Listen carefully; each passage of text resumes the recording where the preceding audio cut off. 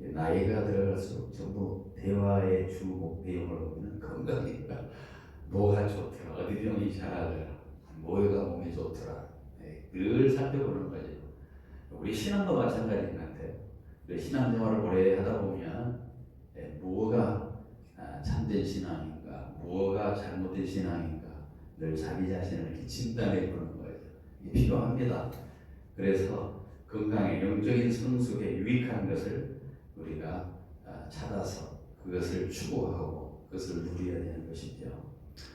2023년을 들어서면서 제가 주보에도 이제 2023년 표를 내 마음에 계신 그리스도 그분과 함께 이렇게 적겠습니다. 내 마음에 계신 그리스도 그분과 함께.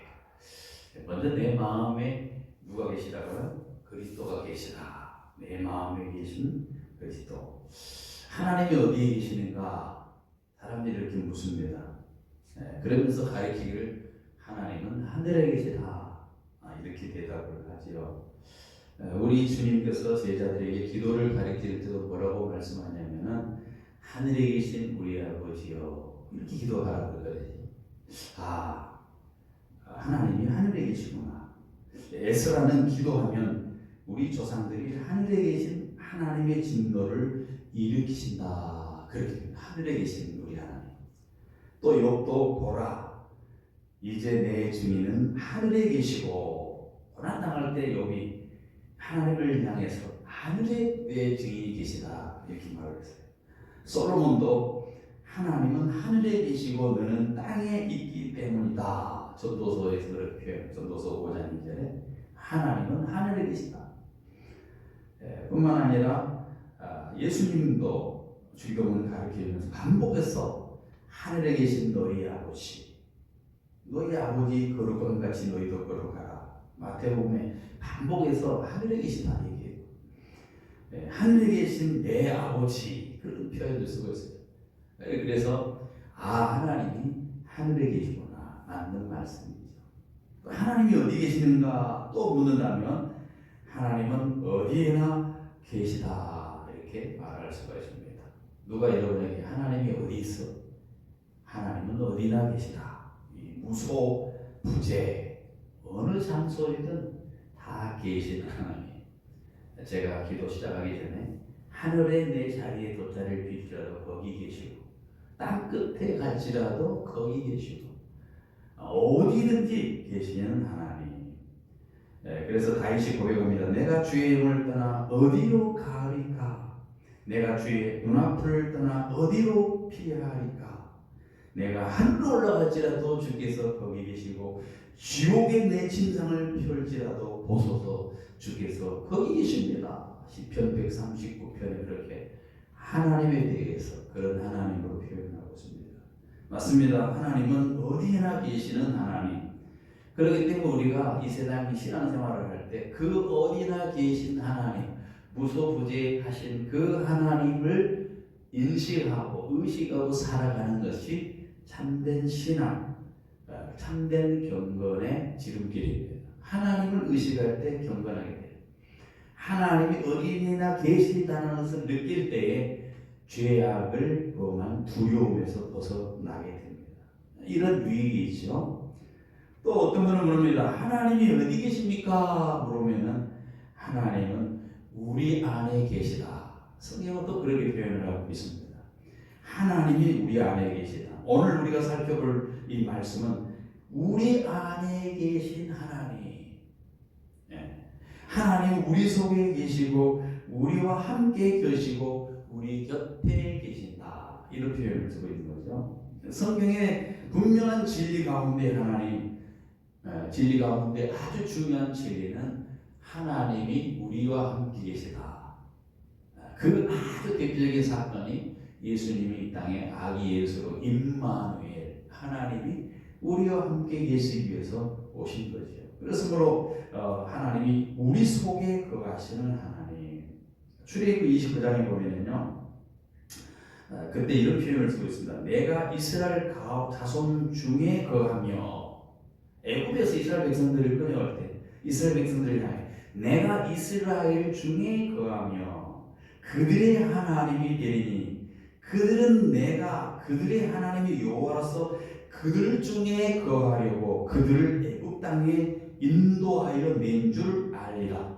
나는 그들의 하나님 여호와라. 하나님이 애굽 땅에서 이스라엘 백성들을 꺼내놓고 내가 그들과 함께 거한다라고 하는 표현을 반복해서 쓰고 있는 것을 보게 됩니다. 이스라엘이 행진하면 그들 가운데 있었습니다. 이스라엘이 멈추면 그들 가운데 계셨습니다. 이스라엘이 불순종으로 하나님을 향해서 반역을 하고 반발을 해도 하나님께서는 그들을 가운데 있었습니다. 그들이 하나님을 멸시하고 하나님에서 멀리하였지만 하나님께서 그들 가운데 계시며 그들을 보고 계셨다는 거죠. 그 대표적인 예가 뭐냐? 구약에 보면은 성경에 보면은 성막과 성전을 짓죠. 성막을 해서 이동식 텐트죠. 그들이 일정한 기간을 가다가 멈춰 그러면 전부 멈춰서 구름 기둥이 가는 길 딱 멈추면 그 자리에 멈춰서 거기서 텐트를 치고 거기서 하나님께 예배하고 하나님을 만나는 거죠. 임재 하나님이 우리와 함께 계신다. 주어 써졌어요. 그것이 이제 열왕 12호는 성전이라는 개념으로 바뀌죠. 성전. 예수님은 이 성전을 헐라 말씀하세요. 성전이 누구냐? 곧 내가 그 성전 자체이고 너희들 내 안에 있는 너희가 성전이다. 그러고 이런 건물이 성전이 아니고 예수를 믿는 우리가 거룩한 성전이다라고 하는 표현입니다. 왜? 하나님이 함께 하고 계시기 때문에 그렇다는 것이죠. 솔로몬 왕이 성전 건축을 하셨을 때 주님이 이렇게 말씀합니다. 열왕기상 6장 12절 이하를 보니까 네가 지금 이 성전을 건축하니 네가 만일 내 법도를 따르면 내 율례를 행하여 내 모든 계명을 지켜 그대로 행하면 내가 내 아버지 다윗에게 한 말 내게 확실히 이룰 것이요 내가 또한 이스라엘 자손 가운데에서 거하며 그죠? 이스라엘 자손 가운데 거하며 내 백성 이스라엘을 버리지 아니하리라. 자, 충족 조건이죠. 주님께서 이스라엘 가운데 거하시는 조건이 충족되어야 된다는 거예요. 뭐냐? 내 계명을 지키고 율례를 행하여 그대로 행하면 너희를 같이 약속하겠어요. 이스라엘 백성들이 우리가 지난주에 봤죠. 우리가 무엇에 힘써야 되느냐? 힘써야 될 것. 규례와 명령과 법도 이런 것을 우리가 지난주에 살펴봤죠. 하나님을 사랑하는 것. 이것에 최선을 다해 우리가 힘써야 된다 했는데 이스라엘 백성들이 그런 규례와 그 법도를 잘 집행하고 규례 안에 걷고 모든 명령을 잘 지켜 그러면 하나님께서 그들과 같이 해주시겠고 만약에 불순종, 음란, 우상 숭배를 그한테면 당장 가만히 안 두겠다. 주님께서 엄한 명령을 내리셨어요. 결국 그들이 어떻게 했습니까? 우상 숭배, 죄로 말미암아 하나님의 그 나라의 상징적인 그 이스라엘이 나눠지잖아요. 바벨론으로 포로로 잡혀가고 이런 일이 벌어지잖아요. 주님을 떠난 그들을 결코 그냥 용납하지 않아요. 그들을 쳐서 징계하신 거예요. 포로 기간을 거쳐서 다시 깨닫게 하고 돌아오게 하시는 거죠. 자, 이스라엘 백성들에게 예수님께서 이제 하나님이 다시 와야 되겠어요. 회복시켜야 되겠어요. 그때 예수님은 이스라엘 한가운데, 인류 한가운데 계시기 위해서 하나님이 예수님으로 이렇게 오신 것입니다. 그래서 요한복음 1장 16절 아까 제가 말씀드린 것처럼 요한복음 1장 14절에 말씀이 육신이 되어 우리 가운데 거하시네. 거기 말씀이 육신이 되어 우리 가운데 거하였다라고 하는 그 단어, 거하였다는 단어는 텐트 쳤다. 아까 성막에 있는 것처럼 함께 했다, 텐트 했다. 그런 텐트를 쳤고 계셨다. 그런 표현. 우리가 그 영광을 보니 아버지 독생자의 영광의 은혜가 진리가 충만하더라. 육신을 입고 오시고 이 땅에 그 백성들 가운데 거하시는 예수님, 그분이 뭐냐? 바로 하나님이셨다는 거죠. 자, 주님은 그렇게 이스라엘 가운데 거하셨듯이 오늘 우리하고도 우리 가운데도 거하시는 하나님이라는 겁니다. 우리 한번 성경 마태복음 18장 찾아보십시다. 18장 19절에서 20절 성경, 신약 성경 마태복음 18장 19절에서 20절 말씀 다 찾아보십시다. 18장 19절에서 20절 같이 읽습니다. 진실로 너희에게 이르노니 18절 19절부터 20절 진실로 다시 너희에게 이르노니 너희 중에 두 사람이 땅에서 합심하여 무엇인지 구하면 하늘에 계신 내 아버지께서 그들을 위하여 이루게 하시리라. 두세 사람이 내 이름으로 모인 곳에 나도 그들 중에 있느니라. 두세 사람이 주님의 이름으로 모인 곳에 나도 그들과 있겠다. 주님은 우리와 함께 계시는 하나님. 그죠? 마태복음 28장에 또 넘어가서 보면은 볼처 28장 20절 다시 한번 넘어보십시다. 28장 20절 마지막 장인데 예수님께서 이제 승천하시면서 이렇게 말씀하신 그런 내용, 약속의 내용 28장 20절 같이 하시면 있습니다. 시작. 모든 것을 가르쳐 지키게 하라. 볼지어다 내가 세상 끝날까지 너희와 항상 함께 있느니라. 함께 있겠다. 계속 약속이죠. 하나님이 왜 예수님을 우리와 함께 하시게 했어? 그죠? 하늘에 계신 하나님, 우주 만물을 지배하신 통치하신 하나님이 전 무소부재하신 하나님이 우리와도 함께 계신다. 이게 하나님이 성경을 통해서 우리에게 말씀하시는 그런 부분이에요. 자, 우리와 함께 하시는 하나님을 믿고 살았던 사람이 있죠. 성경에 보면 다니엘과 세 친구, 풀목들의 용광로에 던져지잖아요.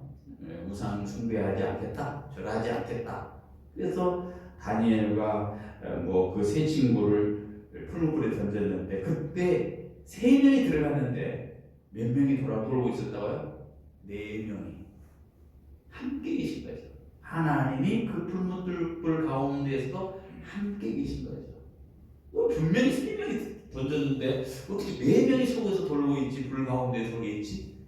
하나님이 함께 해주신 그 모습이었어요. 그래서 다니엘서 3장 25절에 이렇게 표현하였습니다. 왕이 또 말하여 이르되 내가 보니 결박되지 아니한 네 사람이 불 가운데 다니는데 상하지도 아니하였고 그 넷째의 모양은 신들의 아들과 같도다. 신들의 아들과 같다. 주님이 함께하는 그 모습을 그렇게 묘사를 하고 있는 거죠. 주님은 불 가운데 계신 것이 아니라 불 한가운데 계셨어요. 주님은 함께 그들 가운데 거하였다는 것을 보여주고 있는 예입니다. 그래서 아까 우리 시편에서 봤을 때 시편 46편에도 하나님이 그 성령에 계심에 성이 흔들리지 아니할 것이라 새벽에 하나님이 또 오시리라. 고난 가운데 이 다니엘이 그 우상 숭배를 하지 않겠다고 그렇게 결정하고 그렇게 하나님을 섬겼을 때 하나님은 그들과 함께 계셨다는 거죠. 그들을 도와줬다는 거죠. 전쟁 때도 주님은 그들과 함께 계셨습니다. 고난 가운데서도 그들과 함께 계셨습니다. 여러분 성경에 보면은 아시리아 왕 사네립이 뱀을 거느리고 그 도시를 와가지고 이렇게 물리치려고 그렇게 했습니다. 그때 주님이 성경에 보면 하나님 어떻게 했느냐? 이사야서 12장 쭉 보면은 그것에 대한 찬양의 내용이네. 시온의 주민아 소리 높여 부르라. 이스라엘의 거룩하니라 너희 중에 크심이니라. 하룻밤에 18만 5천 명 아시리아 군대를 그냥 하룻밤에 다 죽여버려요. 누가 죽인 거예요? 하나님 그렇게 했어요. 두려워하고 있는데 걱정하지 말고 대군이 몰려오는데 그 전쟁이 있을지라도 내가 함께하면 그들 다 없애주겠다. 그런 성경의 역사가 있어요. 그들 가운데 계신 하나님, 오늘 우리 가운데에도 여전히 계신 능하신 하나님이라는 것. 저와 여러분 가운데 이 시간 우리 한가운데 주님이 계시다는 사실을 여러분 믿으시기 바랍니다. 찬양 중에 계십니다. 기도할 때 예배 중에 계시고 회중에 계시고 주 하나님이 우리 주님이시다. 그래서 스바냐서 3장 17절에 그렇게 찬양을 했습니다. 너희 하나님 여호와가 너희 가운데 계시니 그는 구원을 베푸실 전능자라. 그가 너로 말미암아 기쁨을 이기지 못하며 너를 잠잠히 사랑하며 너로 말미암아 즐거이 부르며 기뻐하리로다. 너희 하나님 여호와가 너희 가운데 계신다. 우리가 환경, 고난, 역경, 시련, 아픔, 상처 이런 것을 통해서 고통스러워하고 걱정하고 염려해 먹을 것 양식이 없고 경제적인 어려움 이런 고난 가운데 핍박 가운데 굶주림 가운데 있을 때 걱정할 거 없대.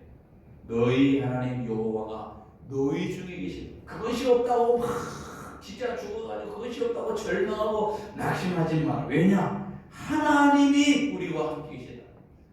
환경을 초월하여서 하나님이 함께 하시면 그리고 우리에게 기쁨을 주시는 그 하나님 그러면 얼마든지 우리가 신앙생활에 승리의 계가를 볼 수 있다는 거죠. 그래서 우리 속에 거하시는 하나님이 어떤 하나님인가라는 것을 성경에서 오늘 본문을 통해서 얘기해 주고 있어요. 몇 가지만 볼 거예요. 우리 계신 하나님. 자, 주님은 십자가에 못 박혀 죽으시기 전에 제자들을 모아놓고 놀라운 말씀합니다. 요한복음 14장 20절에 보니까 그날에 내가 내 아버지 안에 너희가 내 안에 내가 너희 안에 있는 것을 너희가 아니라. 제자들에게 말해. 내가 너희 안에 너희가 내 안에. 이게 무슨 말이에요? 요한복음 15장에서도 내 안에 거하라 나도 너희 안에 거하리라. 가지가 포도나무에 붙어있지 않으면 스스로 열매를 맺을 수 없는 것 같이 너희도 내 안에 있지 아니하면 그러하니라. 포도나무 비유를 통해서 예수님과 제자들의 관계, 우리의 관계를 묘사를 해주고 있습니다. 내가 너희 안에, 너희가 내 안에. 이해가 안 되지.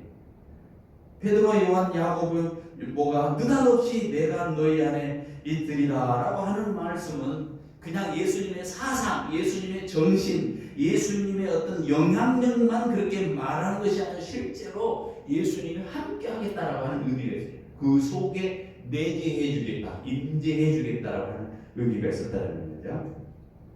그 요한, 베드로, 야고보와 함께 했던 하나님이 직접 오늘 성경을 통해서 우리와 함께 해주신 하나님이라는 것을 우리가 기억해야 됩니다. 여러분이 부모 뱃속에서 태어나기 전까지 몇 개월 동안 함께 합니까? 10개월 동안 뱃속에. 그럼 나오면은 이제 끝이에요. 그러나 하나님은 그 하나님이신 예수님께서 우리 안에 계시겠고 우리 안에 거하리라고 약속을 줬어요. 예수님이 2000년 전에 이 땅에 오셔가지고 지혜를 위해서 죽으시고 끝 그게 아니고 그분이 올라가면서 영으로 성령을 보내주셔서 같이 함께 주시겠다고 약속을 했어요. 약속, 그죠? 그 성령이 나와 함께 계시는 것이 바로 뭐냐? 그리스도가 나와 함께 있다라는 것을 보여주고 있는 겁니다. 여러분 안에 주님이 계시지 아니한다면 그리스도인이 아닙니다. 여러분이 그리스도 하나님이 우리 안에 계시지 않다면 잃어버린 존재입니다. 지옥을 가고 향해 있는 존재고 하나님의 진노와 하나님의 저주가 그 위에 머물러 있게 됩니다.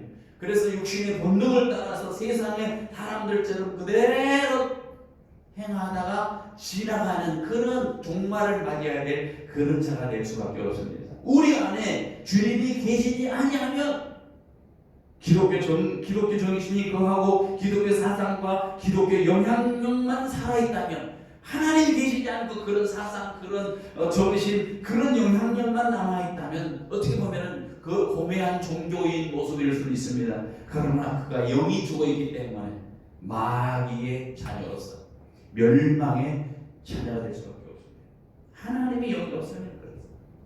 고린도후서 13장 5절에 너희는 믿음 안에 있는가 너 자신을 시험하고 너희 자신을 확정하라. 예수 그리스도께서 너희 안에 계신 줄을 너희가 스스로 알지 못하느냐? 그렇지 않으면 너희는 버린 자니라. 아주 중요한 말씀이죠. 예수님이 우리 안에 계신 것을 알지 못하는 거냐? 만약에 우리 안에 계신 것을 알지 못한다면 그것을 믿지 못한다면 버린다. 예수 그리스도께서 우리 안에 거하지 아니하면 우리 버린다.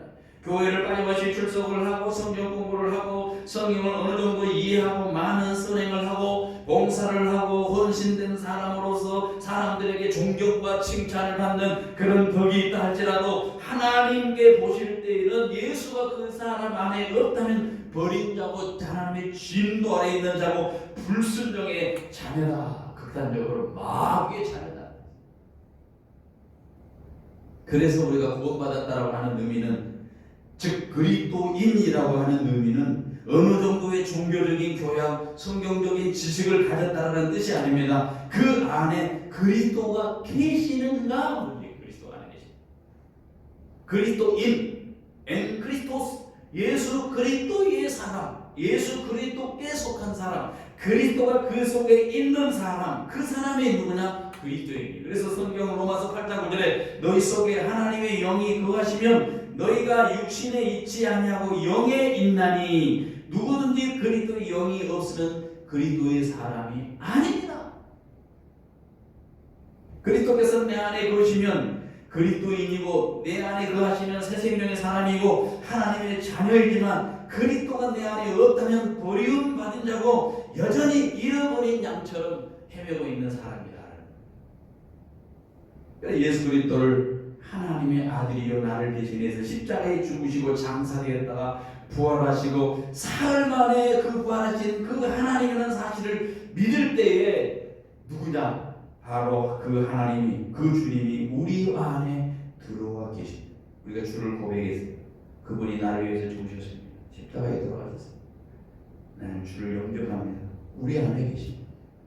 우리 감정 따위, 우리 어떤 그런 무슨 뭐 진동이 있고 무슨 방언을 쎄도 안 해도 주님이 우리 안에 영접하면 인격적으로 와 계시는 거예요. 우리가 마음으로 예수를 주로 고백하고 입으로 고백할 때 주님은 우리 안에 들어와 계시는 유일한 주로서 성령 안에서 우리가 성령으로 주를 고백하는 거죠. 믿음으로 고백을 하는 거죠. 영접하는 거죠. 그때 주님은 우리 안에 계십니다. 어거지로 들어오신 분이 아니에요. 요한계시록에서 3장 20절에 볼지어다 내가 문 밖에 서서 두드리는, 여러분 그런 봤죠? 여기 두 분이 딱 있는데 예수님 같은 그런 분이 문 앞에 이렇게 두드리고 있는 그런 그림을 보잖아요. 그게 뭐냐?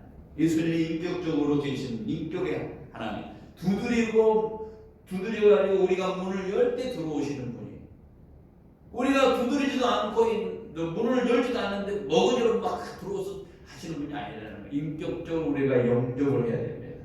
그러면 뭐라고 하냐? 누구든지 내 음성을 듣고 문을 열면 내가 그에게로 들어가 그와 더불어 먹고 그는 나와 더불어 먹으리라. 이게 교제가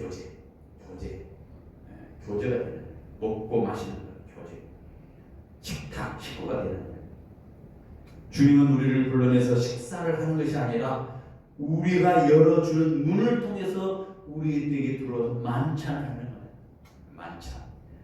주님은 우리 안에 거시기 위해서 들어오십니다.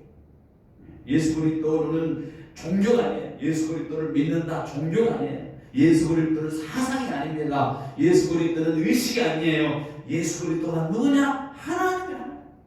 그 하나님을 믿을 때, 예수를 믿을 때 주님은 우리 안에, 우리 속으로 들어와 영원히 거하시겠다고 이 성경은 약속을 했어요.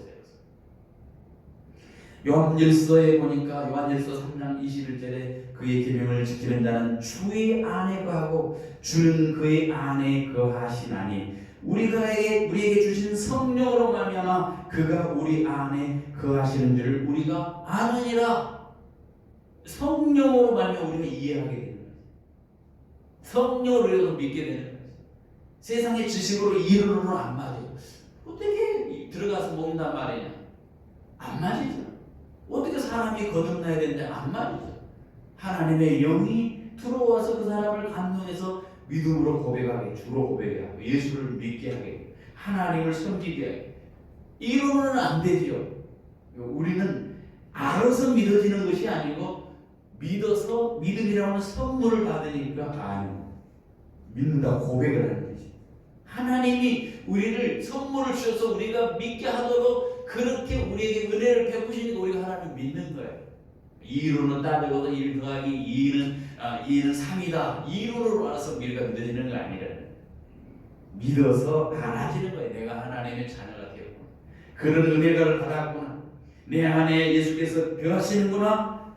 이게 변화되는 삶을 가져오는 원천이 내 감정이 뭐 뜨겁다, 감정이 막 풀풀 끓었다 그런 차원이 아니라 내 안에 거하시는 그리스도를 알고 믿는 그 삶이 뭐냐? 곧 승리의 삶이고 풍성한 삶이고 능력 있는 삶이고 열매 맺는 삶이라는 거예요. 아무도 하나님을 본 적이 없다. 아무도 하나님 본 적이 없습니다. 하늘에 계신 하나님을 볼 수도 없고요. 하나님에 대해서 눈을 어떻게 만질 수도 없고 느낄 수도 없습니다. 그러나 우리 안에 계신 하나님 볼 수 없지만 그러나 알 수 있는 길이 있지요. 길이 있죠. 요한일서 4장 12절에 보니까 어느 때나 하나님을 본 사람이 없으되 만일 우리가 서로 사랑하면 우리 안에 하나님이 거하시고 그 사랑이 우리 안에 온전히 이루시니이다. 그러므로 성령을 우리에게 주심으로 우리가 그 안에 거하고 그가 우리 안에 거하시는 줄을 아느니라. 성령을 통해서 알게 됩니다. 성령을 통해서 예수를 믿게 돼요. 우리에게 주시는 성령을 통해서 내 안에 누가 있는지 분명히 알 수 있고 알아야만 되고, 그래서 주님이 우리 안에 계시다. 그러면 주님은 왜 우리 안에 들어오셨냐 말이죠. 이유가 있겠지. 우리 안에서 무엇을 하시려고 오셨느냐. 주님은 손님으로 오신 것이 아닙니다. 우리의 안에 주인으로 오셨어요. 우리 안에 주인으로 오셔서 우리를 통해서 당신의 나라를 확장해 나가고 당신의 임재를 통해서 당신이 우리를 통치하시는 거예요. 하나님의 나라의 백성이 됐다는 그 나라의 법을 따라 통치를 받는 거예요. 그죠? 나라의 법이 있지 않겠습니까? 하나님의 백성이다, 천국 백성이다 할 때는 그 나라의 통치를 받는 개념처럼 우리가 그 하나님 나라의 백성으로서 통치를 받게 하기 위해서 주님이 우리에게 오셨어요. 그래서 그 하나님의 통치 안에 있는 사람들이 첫 번째 나타나는 증거가 뭐냐? 우리 안에 선한 일을 행하셨다는 얘기하고, 하나님이 우리 안에 오셨다라는 그 의미는 우리 안에 무엇 때문에 오셨는가? 선한 일을 행하도록 오셨어요. 자, 빌보서 1장 6절에 너희 안에 착한 일을 시작하신 이가 그리스도 예수의 날까지 이루실 줄 우리가 확신한다. 우리 속에 착한 일을 시작하셨어요. 하나님이신 예수님 우리 안에 거하시면 우리 안에 거리라고 하시는 약속이 주어지고 우리는 착한 자로 변해져요. 점점 착하게 돼 있어요.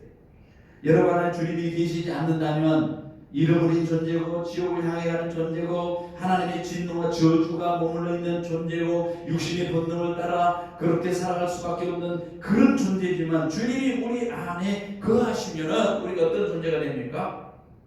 그 그리스도께서 우리를 통해 선한 일을 시작하시는 존재가 되죠. 선한 일. 주님이 우리 안에서 하나님의 뜻을 이루기 위해서, 하나님의 영광을 위해서, 우리 일들을, 영적인 일들을 하기 위해서 우리로 하여금 하늘에 속한 일들, 썩지 않은 영원한 생명에 관한 일들을 하도록 우리에게 그렇게 만들어 나가신다. 그 일을 위해서 주님 우리 안에 계십니다. 사람들은 자신의 배를 위해서 일을 합니다. 그러나 주님은 우리 안에서 하나님의 영광을 위해서 일하도록 합니다. 빌보서 2장 13절에 너희 안에 행하시는 이는 하나님이 이니시니 자기의 기쁘신 뜻을 위하여 너에게 소원을 두고 행하게 하신다. 하나님이 우리에게 소원을, 마음을 주는 거예요. 야, 내가 이렇게 해야 되겠다. 그것이 내 마음이 아니에요. 하나님이 그런 마음을 주시는 거예요. 아, 내가 교회에 나가야 되겠다. 그 내 마음 생각이 아니야. 하나님이 그렇도록 내 마음을 소원을 허락하시는 거예요. 내가 예배해야 되겠다. 아, 내가 그냥 예배하도록 내가 생각한 것 같지만 그러나 배후에서는 하나님이 내 마음에 뜻을 두고 소원을 두고 행하여 주시기 때문에 내가 그렇게 하도록 이끌 받고 있는 거예요. 이게 바로 뭐냐? 주님께서 내 안에서 계시면 선한 일을 행하신다. 선한 일. 여러분, 네, 그게 어떻게 가능하느냐 아까 말씀드렸듯이 그 포도나무와 가지 비유가 있어요. 포도나무의 가지가 붙어 있어야만이 어디에 열매를 맺을 수 있어요. 그죠? 착한 거 할 수 있어요. 우리가 포도나무가 열매 그 나무가 가지가 나무에 붙어 있지 아니하면 가지가 떨어져서 있으면 다 시들 수밖에 없어요. 그러나 그 나무에가 딱 붙어 있으면 가지를 통해서 열매를 맺어요. 마찬가지로 우리가 하나님이 우리 안에 딱 거하신다, 우리 안에 계시다는 딱 믿고 그 안에 붙들어 있으면 우리를 삶을 통해서, 말을 통해서, 행동을 통해서, 우리 모든 영역을 통해 가정에서, 직장에서, 일터에서 그 하나님이 행하시는 선한 뜻을 따라서 열매를 자꾸 맺는 거예요. 기쁨의 열매, 평강의 열매, 그래서 성령의 열매, 사랑, 희락, 화평, 오래참, 자비, 양성, 충성, 절제 이런 것들이 열매 맺을 수 있어요. 내가 어거지로 사랑할 수 있어요? 없어요. 내가 어거지로 뭐 기뻐할 수 있어요? 없어요. 그냥 순간적으로 그렇게 할 수 있지요. 찰나적으로는. 그러나 우리의 영원한 기쁨은 그렇게 되어지지 않습니다. 내가 어거지로 평강을 누리고 있을 수 있어요? 아니에요. 주님이 우리 속에 와 계시면 자연적으로 포도 나무에 가지가 붙어 있으면 열매를 맺는 것이 우리 속에서 그러한 성령의 열매들이 조롱조롱 열매 맺는 거예요. 저 사람 보면 야 예수 믿는 사람 항상 기뻐한다. 항상 용서를 하고 사랑을 하고 인자하고 이런 모습이 나타나게 될 수밖에 없다는 거예요. 주님이 우리 안에 계시면 우리 안에 거하심으로 말미암아 우리의 생각에 넘치는 것을 행하시리라는 것을 우리가 이해해야 됩니다. 우리 술을 끊고 싶다. 담배 끊어야 되겠다. 악한 습관을 끊어야 되겠다. 내가 하려고 막 발버둥을 치는 사람이 있어요. 결코 못 끊습니다. 내가 지난주에 몇 분 어느 분이가 그 상담을 하는 그 얘기를 자기가 죄를 진짜 하려고 노력을 하고 애를 쓰고 수고를 하고 하는데 죄를 범할 수밖에 없다. 그것이 뭐 음란의 죄, 눈으로 보는 죄, 마음에서 안 되겠다 그런 것들을 죄를 보면 도저히 자기는 어떻게 죄책감이 있다는 거예요. 그러나 당신은 늙어 죽을 때까지 주님 앞에 설 때까지 그런 죄책감이 있을 겁니다. 그러나 그 죄책감이 있다고 해서 자기 지옥으로 가는 사람이 아닙니다. 왜? 이미 성령 하나님께서 계셔서 그것을 깨닫게 하게 하시고 그렇게 함으로 말미암아 그가 버리게 하기 위해서 하나님이 다듬어 놓고 있고 다듬고 있고 내가 안 돼요. 내가 성질 부리는 사람 하루아침에 안 됩니다. 그러나 하나님께서 우리에게 능력을 주시고 우리를 다듬어 가는 거예요. 우리를 착한 사람으로 만들어가는 거죠. 우리가 할 수 없는 것 그래서 내 안에 계신 주님께서 일하는 분임을 믿고 신뢰하고 맡기면 끊어지게 되어 있어요. 맡기면 끊어지게 되어 있어요. 모든 선을 행하시는 그 주님이 내 안에 거하시는 사실을 믿고 의뢰하는 신뢰하는 거예요. 주님 내가 담배를 못 끊었는데요. 끊게 해주시옵소서. 신뢰를 하는 거예요. 그 어느 날 자기도 모르는 사이에 딱 끊어졌어요. 우리 안에서 행하시는 거예요. 내가 죄악되는 보물을 계속 알고 있는 죄를 보면 그러면 불구하고 그로 인해서 낙심하고요. 그 사도 바울은 오라 공부한 사람이로다 누가 이 사망의 몸에서 나를 건져내랴. 내가 원하는 것은 하나님의 손인데 도리어 내가 악을 행한도다. 자기 자신 속에 나오는 그것을 보잖아요. 내가 할 수 없다는 거 알잖아요. 그러나 하나님의 은혜로 말미암아 내가 가능해진다. 그게 우리 속에 착한 일을 시작하셨고 우리 속에 계신 하나님께서 우리를 점점점 바꿔주시면 우리가 불가능하고 우리가 함부로 힘으로 안 된다고 절망하고 있지만은 그러나 내 안에 거하시는 그분을 의뢰하면 그분이 어느새 모르게 어느새인가 자신도 모르게 하나님께서 딱 끊게 만들어 주시는 그래서 세상에서 죄악을 이긴다 그런 표현을 쓰고 있는 거예요. 또 주님께서 우리 안에 계신 것은 우리 안에서 말씀하기 위함이었어요. 주님이 우리 안에 계신다. 우리 안에 말씀하기 위해서.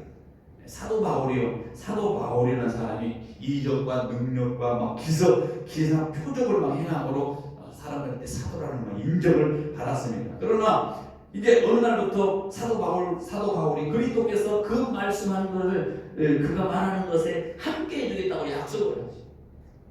이런 표적이 안 나타나도 이제 주님께서 사도 바울 안에 계셔서 말씀해 주겠다고 그렇게 약속하고 있어요. 그래서 사도 바울이 구원받기 전에 하늘에서 무슨 빛이 비추고 막 엄청나게 뭐 보여가지고 그가 하나님을 영접을 했고 예수를 영접했지만 구원 받은 후에 주님은 그를 막 나타나고 말씀하지 않은 게 그의 안에 두어져서 그의 막 그를 통해서 말씀하시는 거예요. 사도 바울 안에서.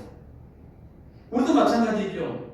우리가 뭐 하나님을 보고 싶고요, 뭐 바짝바짝 그냥 막 놀라운 경험을 하고 싶지만 그러나 정작 그 하나님은 그런 하나님으로 계시지 않고 우리 안에 계신 하나님. 제자들이 전도 나갈 때 무슨 말을 할까요? 물어보잖아요. 걱정할 거 없다. 너희 안에 계신 하나님이 너희들이 무슨 말을 할 것인가를 다 해주겠다.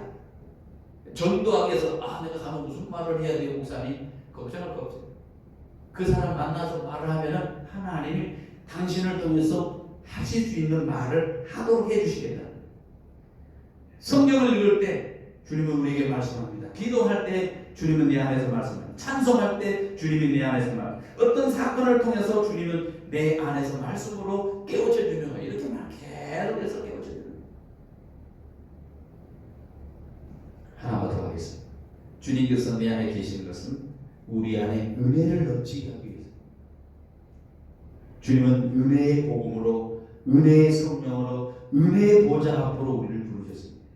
주의 은혜가 없다면 오늘도 아무것도 아닙니다.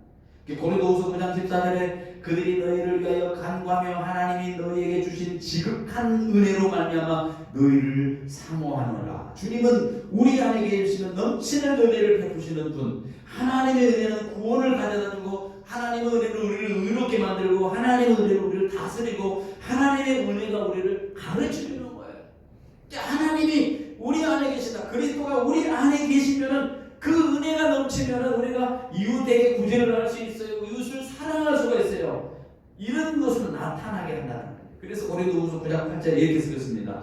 하나님이 능히 모든 은혜를 너희에게 넘치시게 하나니 이는 너희로 모든 일에 항상 모든 것이 넉넉하여 모든 착한 일을 넘치게 하려 함이니라. 하나님이 함께하니까 은혜가 넘치니까 모든 것이 넉넉하고 착한 일을 넘치게 되는 역사가 나타난다. 약속을 해주셨습니다.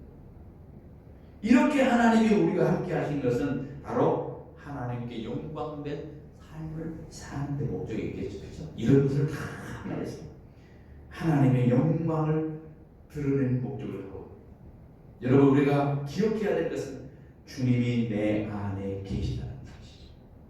그래서 유명한 고백을 사도 바울이 그런 고백을 갈라디아서 2장 20절 내가 그리스도와 함께 십자가에 못 박혔나니 그런즉 내가 사는 것이 아니요 오직 내 안에 그리스도께서 사시는 것이라. 내가 육체 가운데 사는 것은 나를 사랑하사 나를 위하여 자기 자신을 버리신 하나님의 아들을 믿는 믿음 안에 사는 것이다. 죽었어요. 몸은 여전히 우리는 질것 같아서 늙어지는 점점점 쇠퇴하고 아파요. 아픈 것이 없는 것이 계속 아파요. 그러나 우리의 몸속에 뭐가 있어요? 그 질것 안에 보화를 가지고 있다. 그분이 뭐냐 바로 하나님이야. 보화가 하나님. 그 보화를 가진 사람은 어떤 사람입니까? 새로운 피조물이에요. 일단 새로운 피조물. 옛날 사람이 아니에요. 옆 사람에게 당신은 새로운 피조물입니다.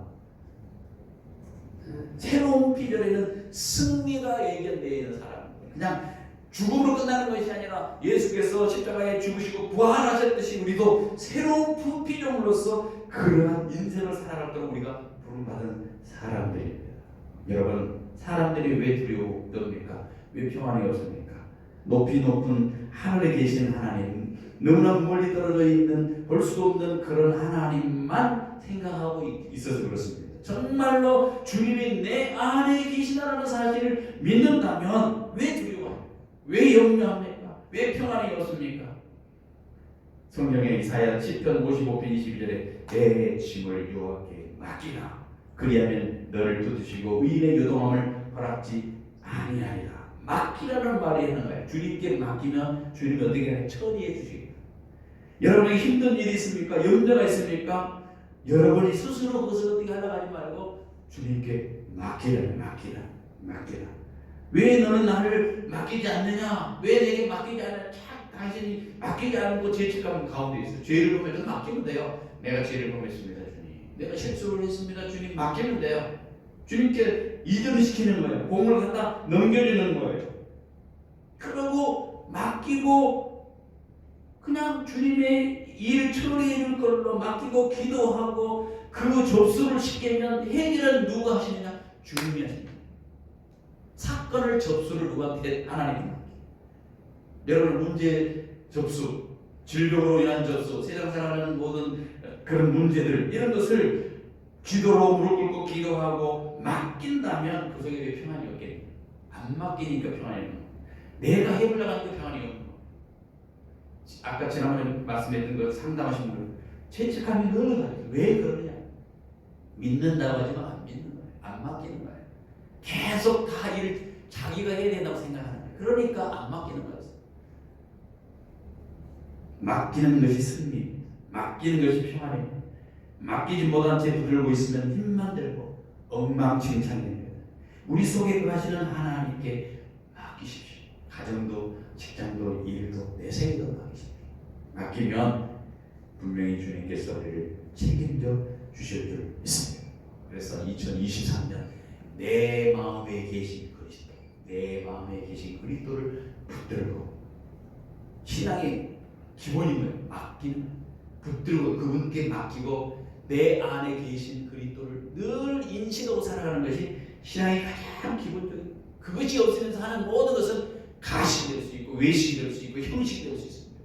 그러나 내 안에 그리스도를 내가 뼈저리게 늘 묵상하고 살아간다면 그 사람은 반드시 그리스도인의 삶을 드러낼 것이고 그가 풍성한 삶을 누리게 될 줄을 확신합니다. 여러분과 제가 그러한 내 마음에 계신 그리스도를 믿고 살아가는 우리 모두가 되어지기를 소원합니다.